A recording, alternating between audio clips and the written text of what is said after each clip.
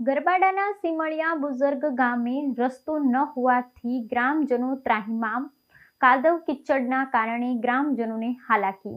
દાહોદ જિલ્લાના ગરબાડા તાલુકામાં આવેલા સીમળિયા બુઝુર્ગ ગામના રાજકીય ફળિયામાં પાક્કો રસ્તો ન હોવાને કારણે ગ્રામજનો મુશ્કેલીનો સામનો કરી રહ્યા છે। ચોમાસાની ઋતુમાં કાદવ કીચડથી ભરેલા માર્ગ પરથી પસાર થવું ગ્રામજનો માટે રોજિંદી હાડમારી બની ગયું છે। લોકોએ આઝાદીના અમૃતકાળ પછી પણ પાયાની સુવિધાથી વંચિત રહેવાનો રોષ વ્યક્ત કર્યો છે। આશરે 1 કિલોમીટર લાંબા આ મિસ્માર રસ્તાને કારણે ગ્રામજનોની દૈનિક જરૂરિયાતો પણ પ્રભાવિત થઈ રહી છે। આરોગ્ય સેવા, શિક્ષણ અને પીવાનું પાણી જેવી મૂળભૂત જરૂરિયાતો માટે પણ લોકો આ કાદવવાળા માર્ગ પરથી પસાર થવા મજબૂર પડે છે। વિદ્યાર્થીઓને શાળાએ જવામાં અને બીમાર વ્યક્તિઓને દવાખાને લઈ જવામાં પણ ભારે મુશ્કેલી પડે છે। સ્થાનિકોએ વારંવાર તંત્ર સમક્ષ રજૂઆત કરવા છતાં કોઈ નક્કર પગલાં લેવામાં આવ્યા નથી।